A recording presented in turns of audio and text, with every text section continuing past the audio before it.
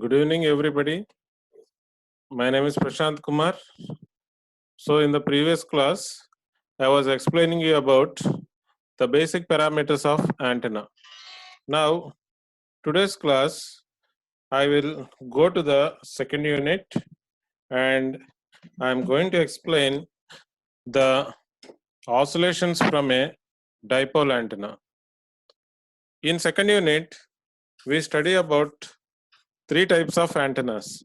One is half wave dipole, second one is quarter wave monopole, third one is loop antenna.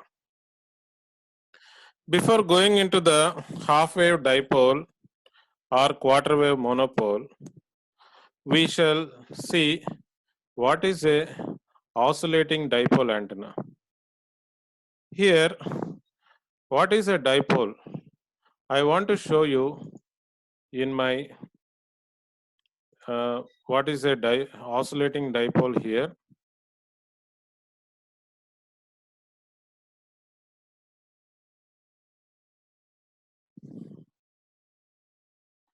Take for example,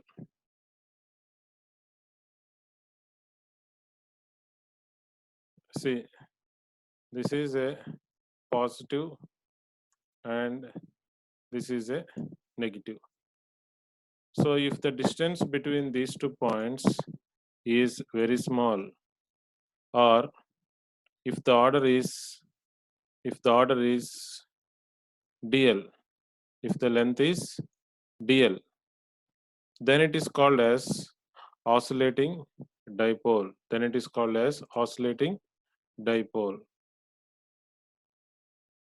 Now, if you consider here, we are talking about oscillating dipole antenna.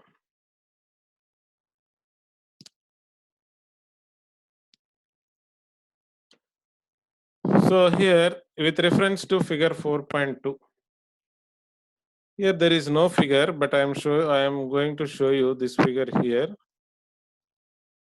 I am going to explain how to draw this figure.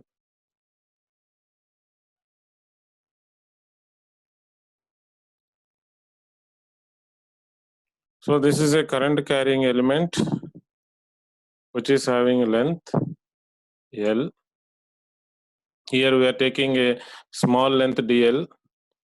Now we are going to calculate the field at a point P, which is at a distance of R. So the current in this current carrying element is I equal to I naught R Im sin omega t. You can take sin omega t or cos omega t. So that is what we are seeing here. In this, the current is flowing in a very short and thin wire of length dl in the z direction. The current is given by ideal cos omega t. Since the current is in the z direction, the current density will have only z component. So this component J is equal to J Z A Z. So from current, we are going to calculate the magnetic vector potential. And from magnetic vector potential, we are going to calculate the magnetic field component. And then we are going to calculate the electric field component. That is how we are going to proceed. So we know that del cross A equal to del square AZ. Why we are taking AZ? Because the direction of current is in Z direction is equal to minus mu into JZ. Here the coordinate system we are considering is cylindrical coordinate system. So we have three components AZ, ARO and A5.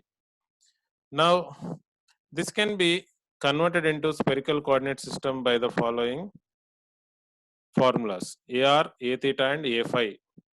AR equal to AZ cos theta, A theta is minus AZ sin theta and A5 is equal to 0. So we know from the relation ideal equal to KDS equal to JDV. What is ideal? Line charge, line current density surface current density, volume current density.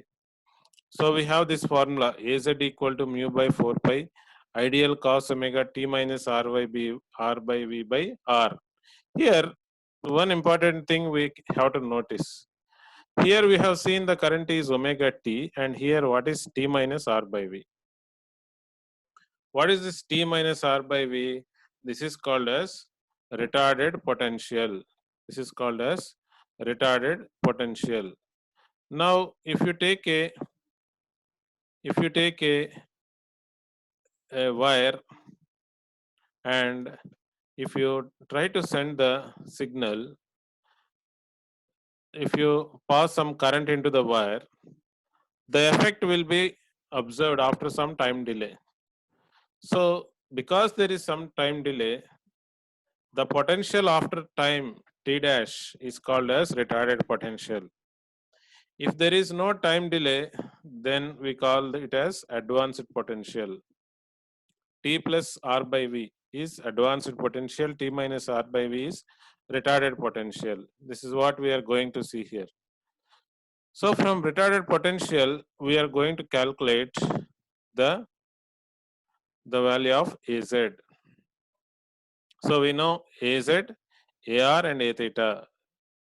We can calculate the values of H from the relation del cross A equal to B. So if you take the curl of A, we are going to get BR, B theta and B phi.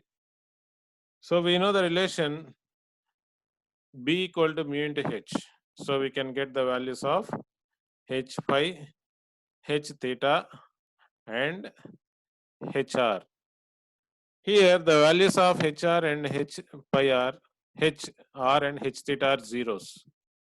That is what we are observing here. Only H pi is not equal to 0.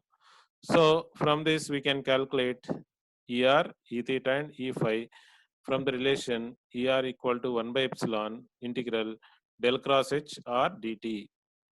Similarly, E theta we can find from 1 by epsilon into integral del cross H theta dt. So if you know the value of H, we can always calculate the value of E. So taking curl of H, we get the component of ER is this one, and the component of E theta is this one. So if you see, there are three terms here in ER and there are three terms in E theta. So when the value of R is very large, 1 by R square and 1 by R cube will be very small. So neglecting these two values, the ER component is having very small effect on the radiation of antenna. Similarly, here in E theta, neglecting these two terms, R square and R cube, in the denominator, we are considering only 1 by R term. So if you know E theta, we can always write H pi. So finally, we have E theta and H phi components. So E theta, ER and E phi are the three components, and ER is the near field component, and H theta, H phi and E theta are the far field components. So we can always get from this relation in a short dipole antenna. So this is about short dipole antenna. So in today's lecture, the important questions are: what is an oscillating dipole? Second question is, what is retarded potential? The third question is, calculate the fields radiated by small dipole antenna. Thank you.